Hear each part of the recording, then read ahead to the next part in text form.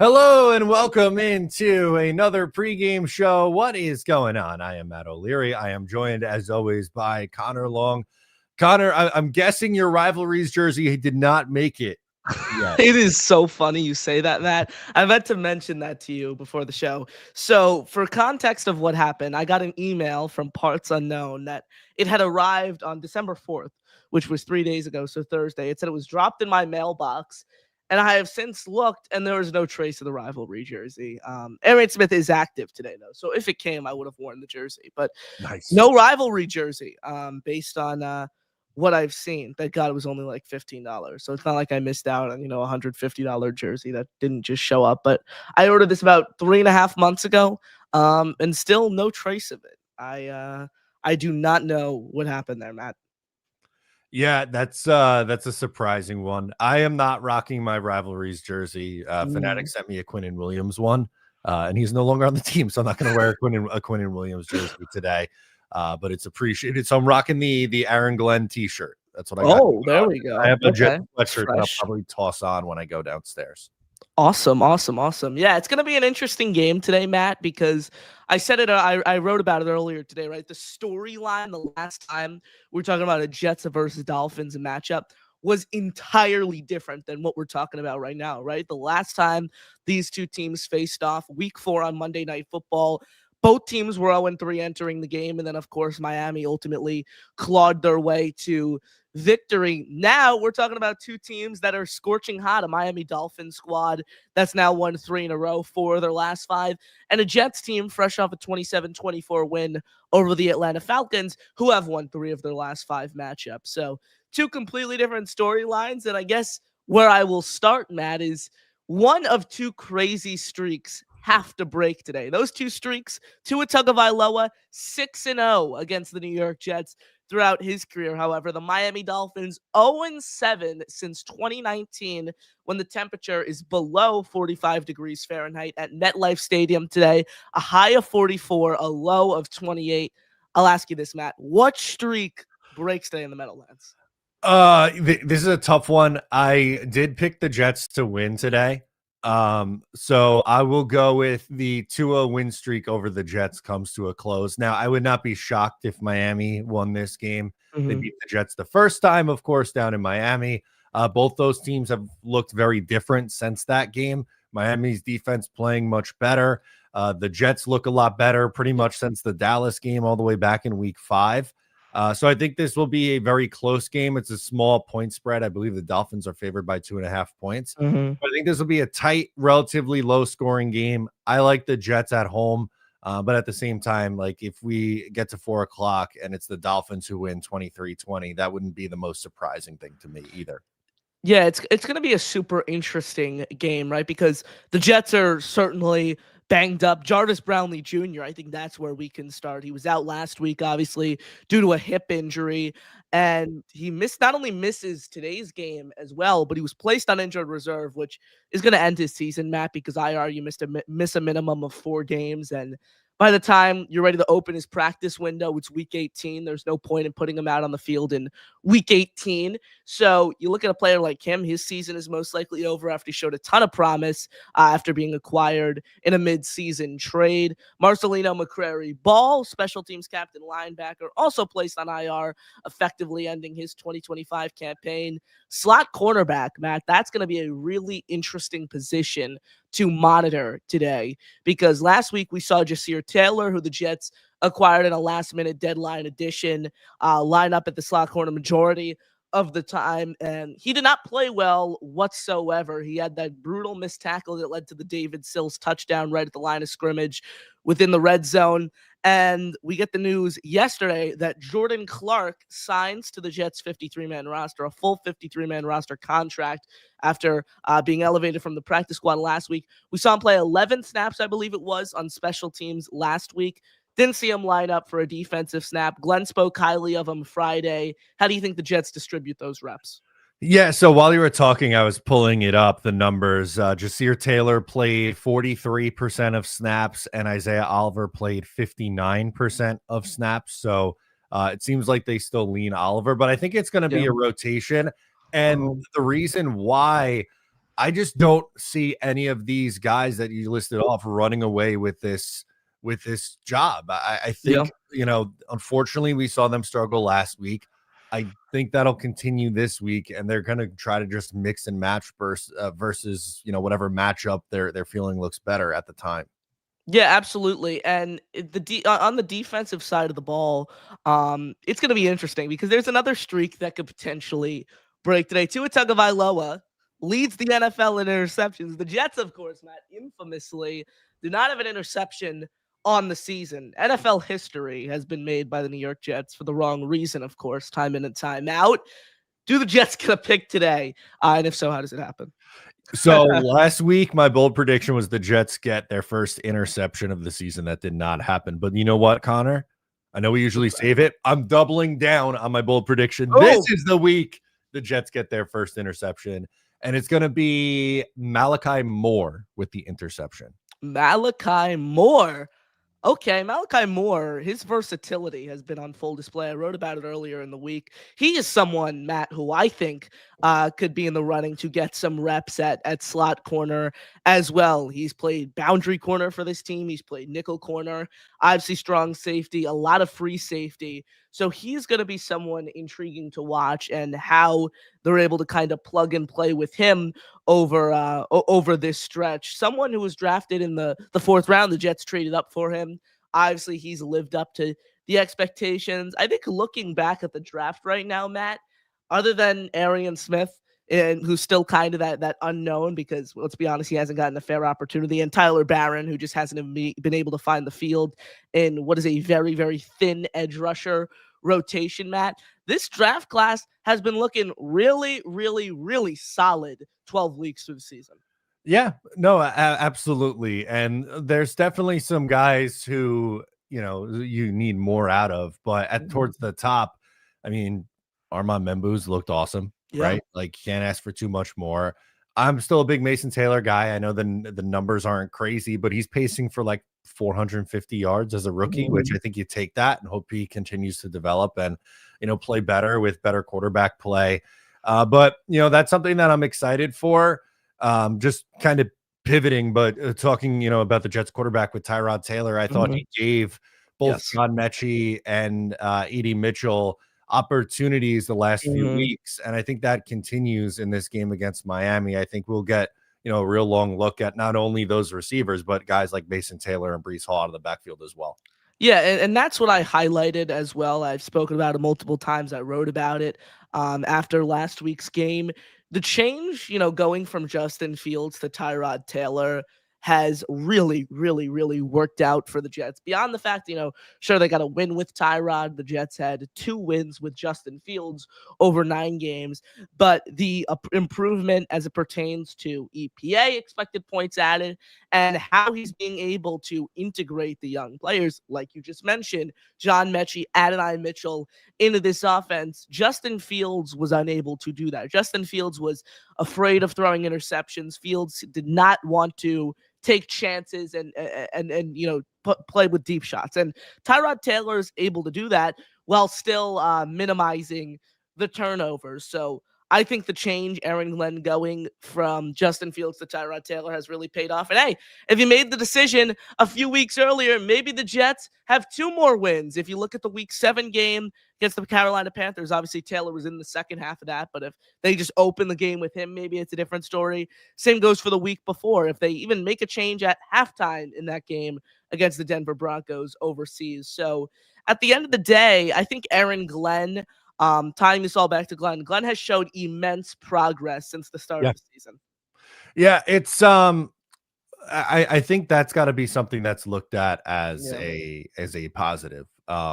I know that there's some in this fan base who want to see the Jets get the higher draft pick, and I get that. We're just a fan base who has 2 different goals, right? Like we can't agree on anything, and I know that they want the best long-term success for the Jets with rooting for that, but at the same time, Aaron Glenn improving as the year goes on, and the team playing better and having, all these 1-score games and them closing out some games, to me, like, that matters, right? And especially for a head coach who's going to be here next year. So I've been happy with the turnaround that we've seen from Aaron Glenn, and just hope it continues. As a game manager, roster decisions, things of that nature. He's improved significantly. So really, really happy to see Glenn have all this success, right? Because after every win, you see the post game speeches, you see all the mic'd up videos. Like, Matt, how can you not want this guy to just win at the NFL level? Like, he's a national treasure when it comes to getting guys to play for him. And I think that's an overlooked aspect, right? People will fry Glenn because of the record, because of the start that he got off to. But last year, this whole fan base was ripping apart Robert Saleh because he didn't have enough passion. He wasn't holding guys accountable. He wasn't hyping the team up. I mean, find me a head coach in the NFL who is in his first year as a not only first year with a new team, but also a first time head coach. Everything at square one. You start 0-7, and that coach still has his players playing at the level that Aaron Glenn did throughout that rough start to the season. Like, it just speaks volumes as to who he is as a leader. And I think that is super important, right? Because if you lose the locker room as a first year head coach, you could get fired after year one. Mike McDaniel has, come very, very, very close to that territory, who's obviously on the opposing sideline today at MetLife Stadium. Look at Brian Callahan in Tennessee. He had 1 year and 6 games, and his inability to get guys to play for him despite their record killed him there and ultimately forced him to lose his job. So I think Glenn has done a lot better of a job than a lot of people are going to give him credit for. And also, let's keep this in mind, folks. The Jets' over-under win total was set at 5.5 games this year. There weren't very high expectations. Sure, the rough start diminished that, but the Jets could still surpass that over-under win total, Matt, especially when you look at a game like today that's winnable, the New Orleans game. The Jets can get over 5 wins, which I think would, mean a lot for this team. Yeah, I think it's going to be tough to get over the 5-win mark. I think they can get to 5, but we'll see. Right, you got to take it one game at a time. Again, like I said, even against teams like Denver, who's the 1 seed in the AFC, they played them tight. They were in the games until the fourth quarter against New England and Baltimore, which was. I know these are still losses, right? And we're not talking moral victories, but earlier in the year against teams like Dallas and against teams like Buffalo, they were uncompetitive for a far majority of that game. That's kind of gone away. And, who knows, maybe some of these start to break right for you now down the stretch. But going from 0-7 to, maybe a 5-win season, that would mean 5-5 in your final 10 games. That's a pretty nice turnaround in the second half. And to me, it was always about seeing how this team progressed as the year went on. Again, the first 7 games were pretty rough. Yeah. We're not just completely dismissing that, but they are an improving football team. Definitely. Isn't it crazy to think, though, Matt, there is like a world, it's unlikely, especially now that they just won last week, but there was like a real possibility before last week that if the Jets beat the Bills in like week 18, they could have potentially knocked them out of playoff contention. And now after they won against Pittsburgh, that dream is kind of dead. But could you imagine that? Their final game at that stadium, Highmark Stadium, the staple for Buffalo Bills fans, the Jets go in there and knock them out of playoff contention. I'm like, man, that storyline would have been elite. But I mean, if you look at the playoff picture and the league as a whole, there are so many teams in the AFC particularly who have just underperformed. There's a world where, the Chiefs, the Ravens don't get into the playoffs. 2 teams that were, had playoff spots locked up through 10 weeks last year now might not even get into the dance and, have an opportunity to compete. So look, the NFL, the AFC in particular, so many teams underperforming, and Jets, Matt, still in playoff contention. Don't count it out. Don't count it out. I saw from ESPN's Rich Samini earlier today, a win from the Bills and Jaguars coupled with so if the Jets lose, they're out automatically. But if they win, they can't have both Buffalo and Jacksonville win. So look, isn't that crazy to think? We're in you could technically say meaningful games in December now, Matt. It's December 7th. Jets are still in playoff contention. Are we going to call them meaningful games? What are we calling them? At 3-9, I don't think we can call them meaningful games, Connor. I know that was a little tongue-in-cheek from you, which I appreciate. But yeah, look, it's not about the playoff race for me right now. It's, again, their 0-7 start really dug them a pretty big hole. And I don't think most people's expectations for this team was the playoffs anyway. So, toss that out the window. But Yeah, I mean, it starts today, right? To me, I'm just looking at one game at a time. They're playing a Dolphins team that's 5-7. Um, they've won 3 in a row. They look a lot better than how they started the year. The defense is improving. Devon Achane, I think, is a really tough matchup for the Jets. They struggled a ton against Bijan last week. I think Mhm. you could see something similar again this week, but I think it's two teams that are pretty evenly matched, and we saw that the first time they played. Yeah, and A Chain, I think, this might be a hot take. When it comes to game planning against him, I think Devon A Chain is harder to game plan against than Bijan Robinson because Bijan, sure, he has the elusiveness, but the power is the biggest thing with him. So you just want as many guys rallying to the ball as possible. A Chain, not only you have to worry about his speed, but he is such a great pass catcher as well. I Yeah. think he's the best pass catching running back in the league. So you have to game plan for that. Plus Tua and his check downs. That's who he's been throughout his NFL career. And that is exactly how he picked apart and beat the Jets in week 4. I know it's a different team now than they were in week 4, but that was the exact blueprint he followed to get that win. Check downs, quick passes underneath, beat the secondary, gash them with the offensive speed because you can look at the Dolphins' record and dismiss it. You can look at their start of the season and dismiss it. They are a high octane offense. They're able to, power their game through the ground and through the air. So I think the secondary needs a big game overall, Matt, if they want to win. And to do that, they'll have to do it with without one of their most valuable pieces in Jarvis Brownlee Jr. Yeah, and we talked about who's going to play in the slot, Yeah. and that's going to be an issue. And we know Darren Waller is going to be an issue for this team. He's back in the mix this Yep. week, and came off out of retirement and had a couple touchdowns the last time these two teams played. And the Jets linebackers have really struggled this year, so it would not surprise me to see him have as heavily involved as Devon Achane in this offense. Would you be okay if the Jets took a linebacker with like one of their top picks, like Arvell Reese or like Sony Funny Styles? Styles, baby. Yeah. Yeah, one of those guys. I think they really need to revamp that linebacker room. So it would not surprise me if they signed somebody and drafted somebody. Alex Anzalone, baby. Bring him to New York. I could see it. Him and Aaron Glenn get along really well. I think at some point they're going to have to bring in some Aaron Mhm. Glenn guys. We didn't see a ton of that this offseason. Mhm. So that would not surprise me in the least, Connor. Yeah, free agency and the draft is going to be really interesting for this team. And these final 5 games of the year are going to play, a pretty big role in how the Jets shape their free agency approach, how they shape their draft approach. Now, with the rise of Adonai Mitchell and John Mechie at the wide receiver position, I've seen a lot of people say, oh, the Jets don't need to draft a receiver now. Whoa, whoa, whoa, whoa. I disagree with that.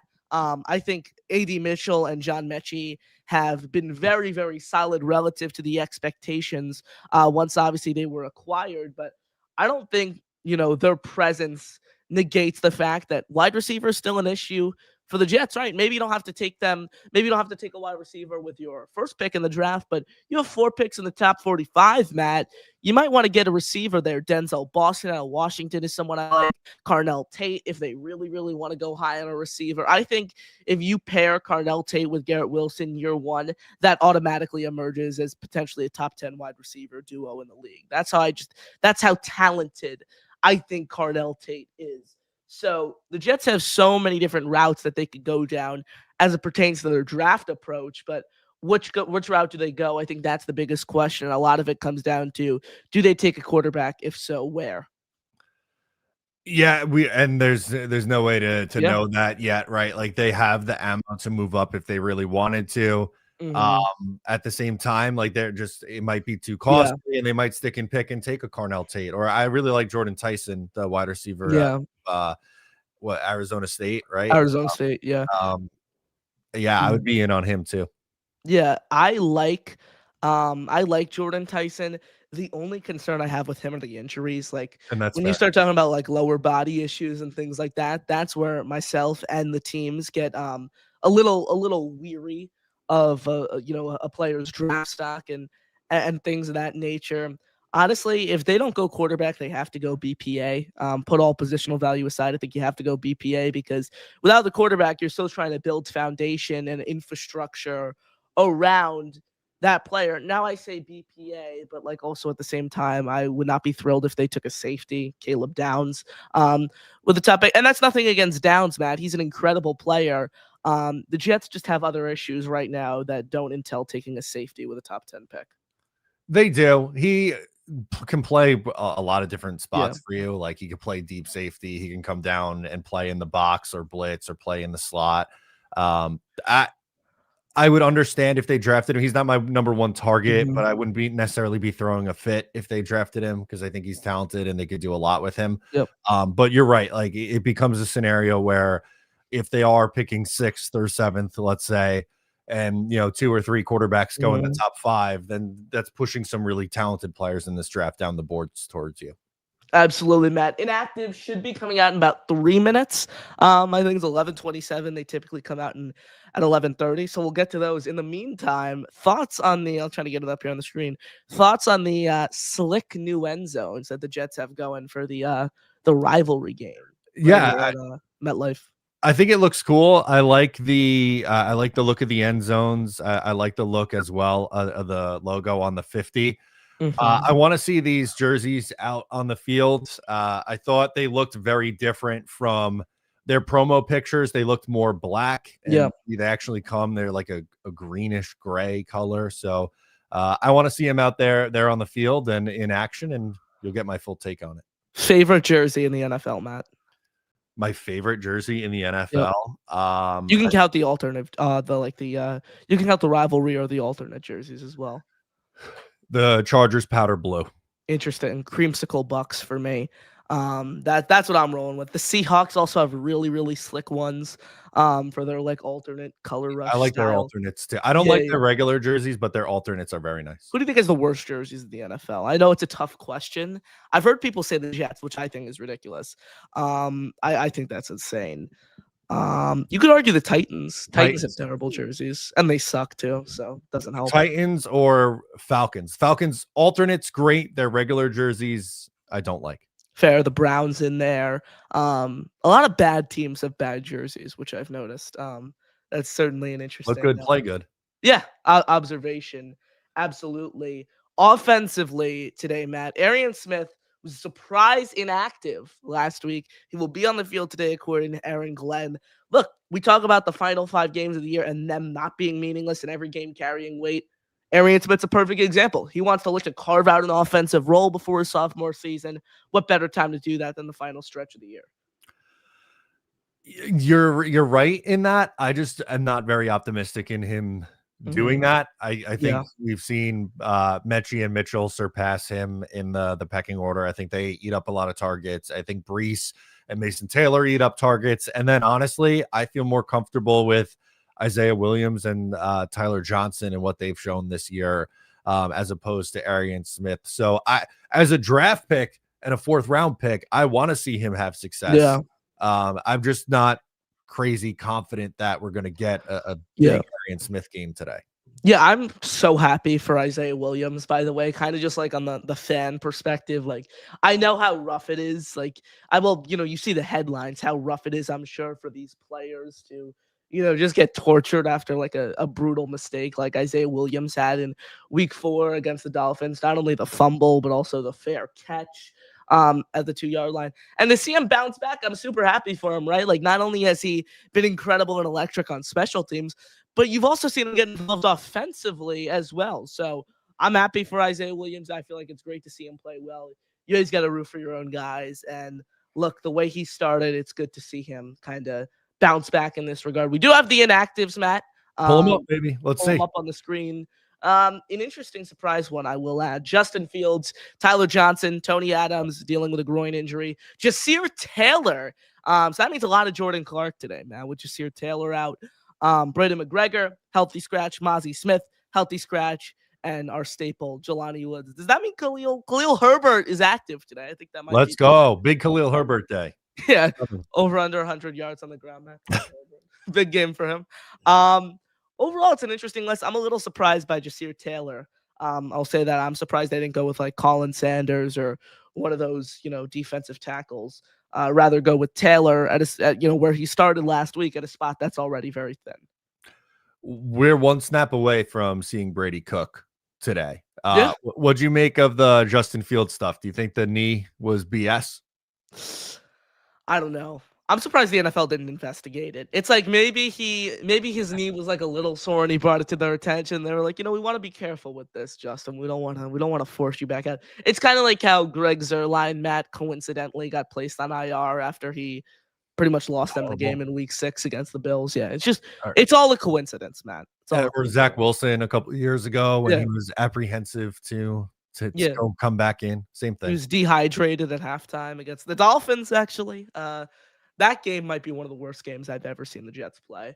What was that, 30-0? Was that the final score? Was it that bad? I believe so. It was a rough one. For sure. You want to go to the phone lines, Matt? Yeah, let's get it rolling here. We got a couple people waiting, and we got to start with the guy we always start with, the Beast.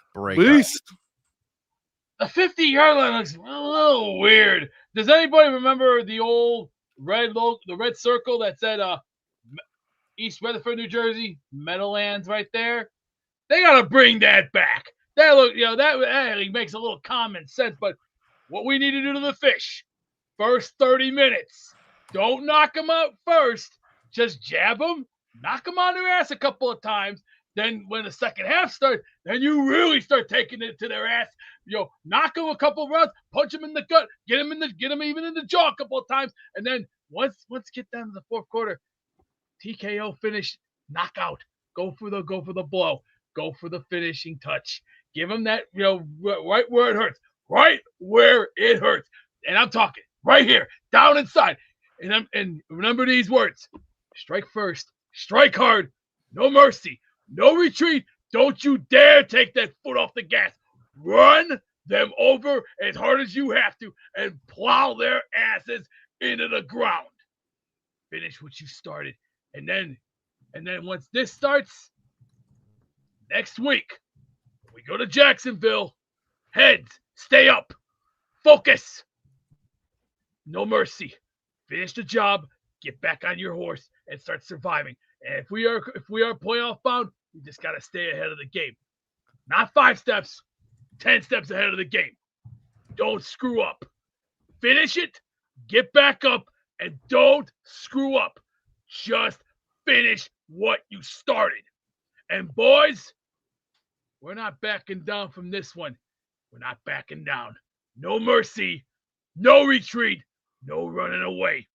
Don't you put your foot off the gas. Just run them over and give these bastards a one-way ticket out. Boom. There we go. You know what OUT means? You're out. Out. Yeah, out. We're going to squish the fish. Then we're coming to Jacksonville. And then after that, New Orleans. We're coming Cajun style. And you know what Cajun brings? The ass kicking of a lifetime. And don't worry, New England. We're coming for your neck next. And Buffalo. What about Buffalo? Shut up your team. There we go. You're the last team. We're going to punch right in the temple. And we're going to make sure you don't ever walk in our house again. And don't worry about playoffs. Let's just worry about finishing these 5 games. Hell yeah. One game at a time, Beast. Worry about it. And then next year, we're taking $3 billion out. We're getting 8 new players, and we're going to get the best players on the market. And we're going to spend money wisely, not poorly. Thank you. That's in order. I love it. What a start to the day with our guy Beastbreaker. We got running the table, still have a shot for the playoffs, and spending the $3 billion wisely. I love it. Yeah, absolutely. I mean, every time Beast comes on, Matt, it's kind of like a new layer. It's like a WWE promo every time. I think that's the way to put it. It's like a WWE promo every single time he calls in, just relative to the Jets, not WWE, of course. So thank you, Beast, for that. As always, we appreciate it. Let's keep it rolling to our guy Nathan up next. What's going on? What's up, Nathan? Hey, so I just wanted to talk about, the hot talk of lots of Jets fans between A.D. Mitchell and John Mechie. So when we got these two guys around the same time, I think Mechie started off hotter with the Patriots game and then the Ravens game, and everyone was saying how he's going to be our next big receiver for next year. And then after last week, now people are back on the Mechie side. So where do you guys stand with those two? Who do you think is going to be a bigger piece for us moving forward? And where do you see them like lining up for us next year? Do you still think we need to bring in a big receiver too? Or like what do you see the outlook for those two guys? Matt, take it away. Okay, I was gonna say I think I would still look to draft a wide receiver relatively Mhm. early in the first or second round, and try to find your number two. I think in a perfect world, Mitchell and Mechie are your 3 and 4. And I think in what order they're in can change depending on opponent and game. I think Yeah. they play very different. I mean, they're both wide receivers, obviously, but Mitchell's more of your outside receiver and Mechie's a smaller slot guy. So Mechie might end up being a starter, I'll say in air quotes, in 11 personnel, but that doesn't mean that AD Mitchell also, wouldn't get on the field. I think they're both here in roles next year. And like I said, somewhere around your third and fourth receiver, and it might fluctuate throughout the year and depending on the game. Yeah, and then for today's game, it feels like every single week we have a different leading receiver. Who do you guys think will be that guy to step up for the Jets today? I think I see Mason Taylor having a big game today. I feel like we're Mm, saying that every week, but sometime it's got to happen. The Dolphins have let up the sixth most passing yards to tight ends, I'm pretty sure. So I hope mhm. that they find a way to get him the ball today. Yeah, I hope Mason Taylor has a great day. I would say John Mechie. I think the Jets have to win underneath. And if Mechie's able to hold on to the ball, that's his game. Nathan, we saw it against Baltimore where he had over 70 yards and it was just quick passes underneath Tyrod Taylor, hitting him in stride and then collecting the yak, of course. So I'll say John Mechie because I think the Jets need to win underneath. Yeah, I It like just that answer though. With Mason Taylor too, the last time they played Miami, 5 catches on 7 targets for 65 yards. It'd be nice to see another kind of performance like that. Yeah, I just think it's funny how the narrative changes so much depending on if the Jets win or lose. Like when Yep. they lost to the Patriots and Mitchell Mhm. had those drops, which in my opinion were not as bad as Mechie's drops last week. Like everyone was on him, how he like what are we doing? Why is he like just how bad he is. And then last week Mechie drops I thought easier passes, but since we win, it's all good. Which I mean I do kind of agree with. It's just like rough for the players. It's like not all on them if they win the game, but if they lose, it's all their Yes. fault. Yeah, absolutely. Great call, Nathan. Thank you, guys. Of course. Great stuff there. Yeah, and Yeah.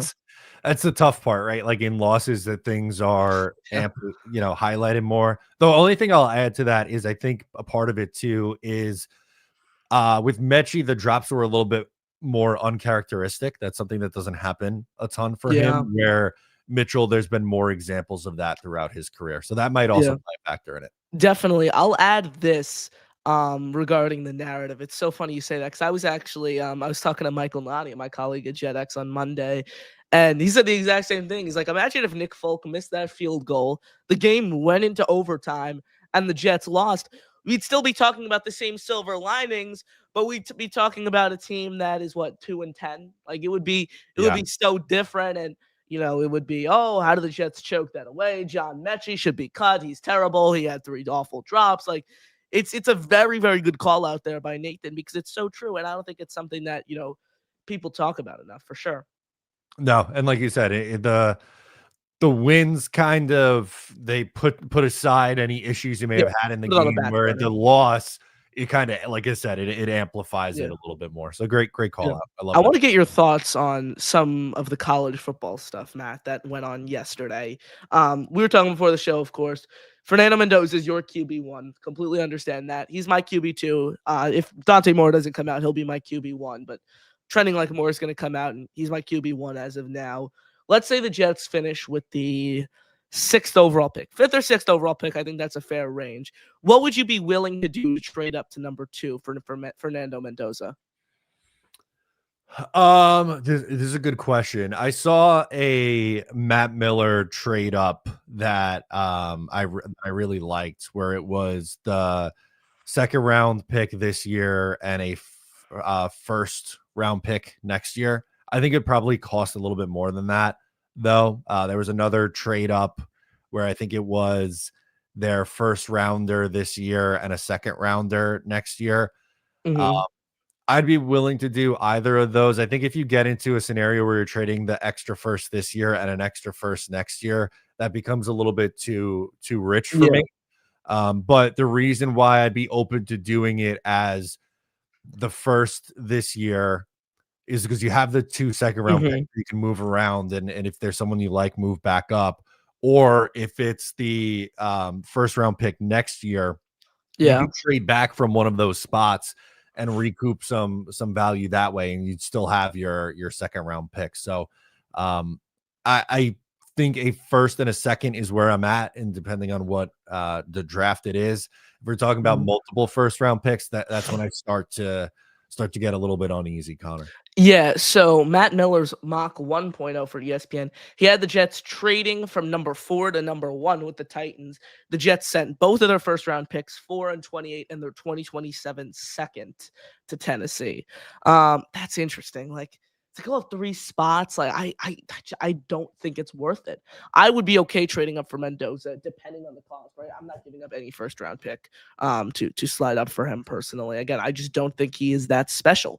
I don't view him as that quarterback. And I'm in the boat where I'm perfectly fine waiting till 2027 to take a QB high in the first round. So, I mean, a lot of people are saying, "Oh, the Jets are going to draft Mendoza. They were at the game against Penn State." Like, I don't know. I don't buy into scouts being at games as much as others. But it's certainly an interesting situation to monitor. Well, and they also scouted Dante Moore too, so it's not Yeah. like they've only scouted the one quarterback. I'm Uh-huh. sure they've had people at Ty Simpson games, although, it's after his hot run there through the middle of the season Yeah. has cooled off a little bit. But, if Dante Moore comes out, like, I don't think that completely takes the Jets out of the equation. They're only targeting Fernando Mm. Mendoza. I would say that they've scouted more nearly as much as they did Mendoza. So we'll have to Yeah. see. I don't think the committee could justify putting Alabama in the college football playoffs without full-on riots, Matt. Yeah, it's tough after how they played in that game. I think that probably takes them out. It's going to be really interesting to Mhm. see how much stock they put into the conference championship games. I think that's so important. Like, I think that's the most important game, not only for the playoff implications, but also talent evaluation, right? Matt, you want to see how quarterbacks step up and rise to the occasion in the big moment. Fernando Mendoza went down the first play of the game, took an absolute rocket to the head, and then comes back up and ultimately leads his team to victory. There were certainly a few sloppy plays. There's no doubt about it. I mean, the interception, it was just bad luck. I mean, that tip drill that ultimately fell into the hands of whoever it was at Ohio State. But I mean, he shouldn't have thrown that ball to begin with. The defensive back read it like an absolute book and picked it off. Again, my whole point is there is no quarterback in this draft who is perfect, in my opinion. This isn't a generational draft. This isn't what was the class with Hurts and Herbert? What was that? 21? 2020. 2020. Okay. Like that class was elite. Maybe not all the guys have panned out now, but like looking back, that class was elite. Pretty much every single one of those guys is still starting in the NFL. I just don't think this is a class where, the guys are elite. And something I want to point out, I don't know if I've mentioned it here on the pregame shows, Matt, but I think it's not even just about, okay, getting the right guy. It's about having a development plan for him, too. You could argue the Jets got the right guy in Sam Darnold. They had no development plan. There was no coaching. There was no supporting cast. It's more than just getting the pick right, in my opinion. Yeah, absolutely. And I think the Jets are in a better spot now than they were with either Zach Wilson or Sam Darnold with Yeah. how their offensive line is. They have a number one receiver in Garrett Wilson.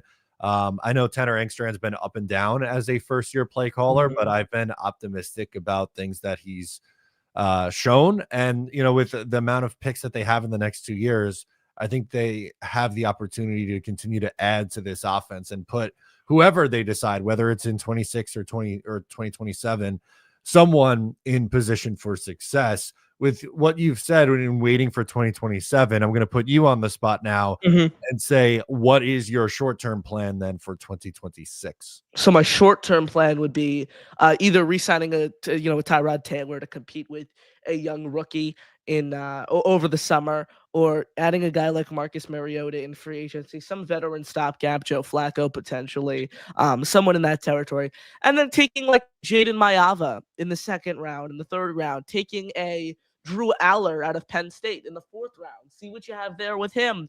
I still want to take a quarterback, Matt. Like I just don't. I don't think you could justify bypassing a quarterback at all costs this year. My plan just entails, maybe not going, and taking a quarterback with your top 10 pick, especially if you need to trade up for him. That's just my thought process there. So I'm still taking a quarterback, just not in the 1st round. Okay. No, and I get that. And if you like Myavin, think there's not that much of a gap between him and some of these guys who I think there is a gap, but I just don't think it's like, I think there is a gap. Fernando Mendoza, again, very good quarterback. You don't trade up for him, in my opinion, with multiple 1st-round picks. And it's also going to depend on what teams like New Orleans and Cleveland want to do at the quarterback spot, right? Like, does Tyler Shuck continue to play well down the stretch and they want to keep him and they're not in the market for a quarterback? What does Shedeur Sanders do for Cleveland down the stretch? All that matters because those are teams who are going to be picking right around the Jets and I'm sure going to be jockeying for position to move up with Tennessee for the number 1 pick. Well said. I want to get into this comment from John right here. It says, when Garrett Wilson coming back, I would love to see this receiver squad and a good tight end. Even Ruckert, he's a solid tight end. He's a great blocker, and he never drops the ball. He catches everything to him. He's not a great blocker, Matt, but he certainly improved a lot from last season. 2024, 2023, he was among the worst blocking tight ends. He's gotten to about league average now. And I like the comment here. I just don't think Garrett Wilson should see the field again this season, Matt. It's like a Braylon Allen type situation. Like, why put him out there with the risk and at this point in the year? Yeah, and can I play both sides of the fence for a second on this? Absolutely. I mostly agree with you. Okay. But I'm going to give the other side of the equation. A part of me wants to see what this offense could look like with Garrett Wilson, A.D. Mitchell, John Mechie, Breece Hall, I get it. Taylor, and all those guys. And I think Tyrod allows you to evaluate that and see what Tanner Engstrand, evaluate him as a play caller with those full guys in effect. So that's just really the other side of the coin on it. I understand your apprehension to putting Garrett Wilson back on the field after the injury that he suffered. But I'm not going to lie to you. There is a small part of me that does want to see what it could look like with him and all the other guys that they've acquired. I get it. It's like, arguing about who's going to start, should they put starters out in the preseason? That's kind of the way I view it in this situation with Garrett Wilson. For sure. John says the OC, Tanner Engstrand, has been calling great plays all year long. If you watch the film, guys beginning open a lot every game. Fields has played it. Takes time for players to get a new coaching system, get acclimated to that. Look, I think Engstrand has done a solid job all in all. I would have liked to seen him get Breece Hall more integrated as a pass catcher earlier on in the year. Other than that, though, no complaints about Tanner Engstrand. Yeah, and some of that I think has to do with the quarterback play not going to the check down as quickly as maybe what Tyrod does. But I think it's like I said, it's been up and down. There's definitely things that you could be critical of Tanner Engstrand for. But it's hard for me not to be optimistic because even though the Jets don't have the strongest wide receiver core and they are missing their number 1 receiver in Garrett Wilson, I do feel like he's scheming guys open, and that's at least part of the equation. Yeah, definitely. A first-year offensive coordinator. It's always great to see him do well. And look, he had the coaching tree to justify being hired, right? He rose up the ranks, obviously, in Detroit, overlapped there with Glenn. I'm really happy they got him. I was a little weary of some of the older guys, right, Matt? We were talking about guys like Joe Lombardi, Pete Carmichael. Nothing against them. It's just I think the NFL is shifting to a more young, innovative style offense, and I think that's where, having a 43-year-old offensive coordinator comes into play. Yeah, no, it absolutely does. And like for a young rookie quarterback, you got to have faith in your play caller. You don't want to put him in a spot where he's got to learn a new offense in year 2 because, either, the offensive coordinator got fired or, there was just major deficiencies with the play caller. So it's an important role for this football team. Brady Cook, Matt, we said 1 snap away from seeing him in game action. Do you think we'll see Brady Cook today? No, I don't. I think Tyrod Taylor stays healthy. Yeah. I don't think we'll see at some point this year. I think he takes snaps at some point this year. I don't think this is the week. Look, I'm rooting for Brady Cook. I hope he gets an opportunity. Super competitive. I think he should be made QB2 for the rest of the year, Matt. With the Phantom Fields injury and the fact that, all the reports of Fields denying a wildcat role, put Brady Cook in there. There's no benefit, in my opinion, of having Fields in that role. This was his third practice squad elevation, so the Jets are going to need to sign him to the 53 now. So you could certainly justify putting him in there as the QB3, the QB2, excuse me, the rest of the way.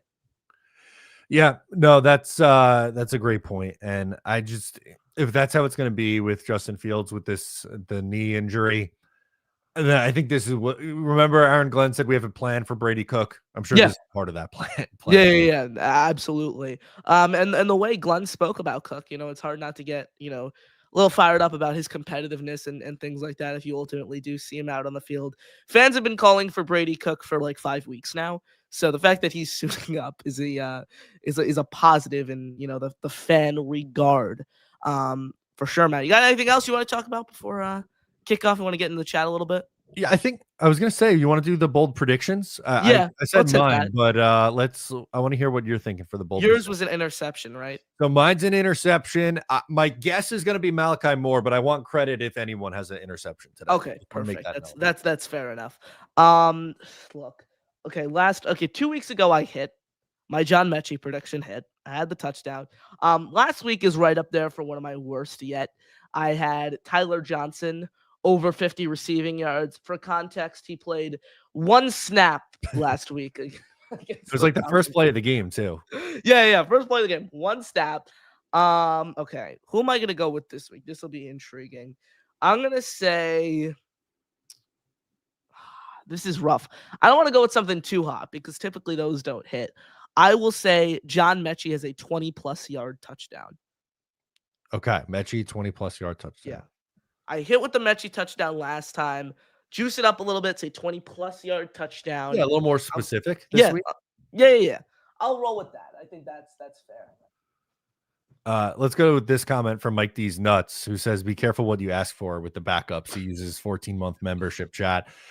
I mean, he is. I think we do have to remember that he is a UDFA quarterback, right? So if you think he's going to come in here and light the world on fire, I don't really buy that. But where are you at with him?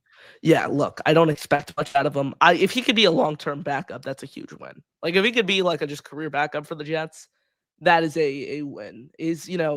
If he comes into action, you hope he's a Mike White in a world of Kellen Clemens. Like that's what you hope he is. But look, it's hard to have high expectations. The only other UDFA we've really seen start a game this year was Max Brosmer last week for the Minnesota Vikings that you and I, Matt, spoke about before the show. And we all know how poorly that went. And the Vikings have a stronger supporting cast than the Jets. They certainly do. 0 touchdowns, 4 interceptions. 24 of 38, a 33.5 passer rating. Oof. Those are the numbers we're going to see if Brady Cook comes in. It's nothing against Cook. It's just he's a UDFA in his first year. You can't expect much. No, you certainly can't. So definitely, you want to get into some score stuff? I haven't heard from you what you're picking score wise for this game. I'm going to pick the Jets to win today.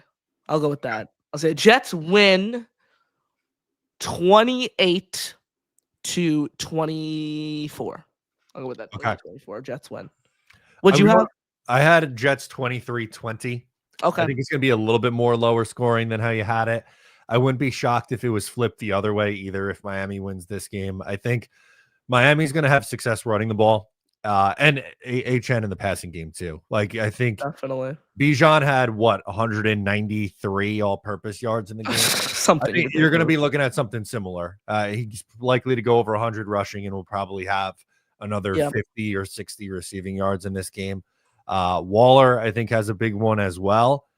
But for the Jets, I think it's going to come down to, can they actually create one of those turnovers that the defense has struggled to do this year?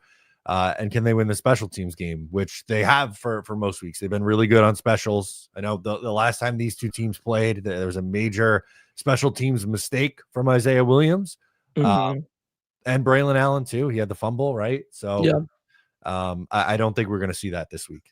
Absolutely. It's going to be an interesting game. This is one that's going to be tight. It could go either way, like you mentioned.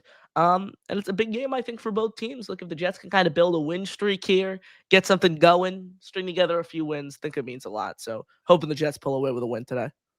Jetstream with a super chat says, let's throw the positive vibes out there for Cook. If he gets a chance to play, I think he will perform well. All right.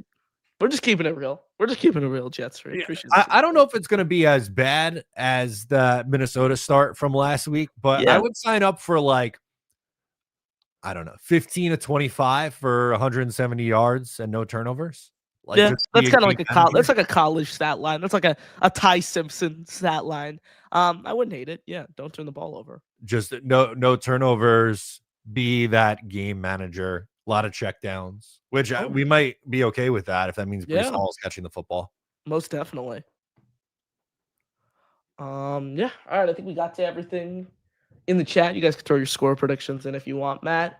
Yeah, I like this one. Waller anytime touchdown. Brian is saying that I would not be surprised at all. Yeah, Waller he gets just killed the Jets last time they met, and it was literally his first game since 2023, I believe. I like this one from First State Jets, who's saying bold prediction: they recover a fumble plus an interception, so Oh my a God. 2 turnover game. So that means they're doubling their turnover total just today on the season. They're doubling it today. It's All right. remarkable how infrequent they've been able to turn over the ball this year from this defense. What do you even think the issue is? Do you think it has anything to do with the scheme? Is it just bad luck? What is it? No, I don't think it's the scheme. I think Same. some of it is just. I think some of it's luck, which I know that's not like a great Yeah. analysis answer, but like it's so rare to not even accidentally have one thrown your way. Mhm. Or like just a pass tipped at the offensive line that just goes sailing in the air, and someone catches it. Not a defensive lineman maybe getting the pick, but like a linebacker crashing downhill and getting it. Like at this point in the season, you're about to have your 13th game of the year. There is bound to be one ball that just falls right into your hands and it goes for an interception. How about this one? Jake Asman Hey. hanging with us says, "Squish the fish today." Oh yeah, baby. Connor and Matt. What's up, Jake? How you doing? New show's wrapping up on ESPN with Mike Tannenbaum. Great stuff as always for you over there, man. Good to see you in the chat, my friend. We got a couple score predictions in here. Jetstream says a 24-17 win. Matt Monroe is predicting a 28-21 Jets win. James says 27-20 Jets win. I feel like we're all in a very similar boat that it's going to be a close one-score game. We just have kind of like different, on a different spectrum, I think, for a lot of people. It's going to be in the 20s. It's going to be a close game.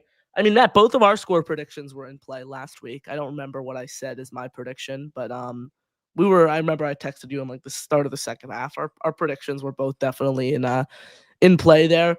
All costs, get a win. Come on. Let's go Jets, baby.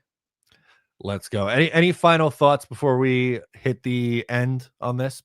No, fun show as always. Thank you for everyone who's joining us, who have stuck with us despite this dreadful season, Matt. Like, I know there's a lot of people, a lot of Jet fans who get all hyped up at the start of the year and they start 0-4 and we lose them. But shout out, you guys are the real ones still watching the show, of course. Thank you all. Super fun show as always, Matt. We only got a handful of these left, so we got to cherish every single one before we hit the off season. Always great chopping it up with you. Again, shout out to everyone in the chat. Smash the like, subscribe to both of us. Appreciate the hell out of you guys. Thank you for the support. JTS, baby. Jets, Jets, Jets.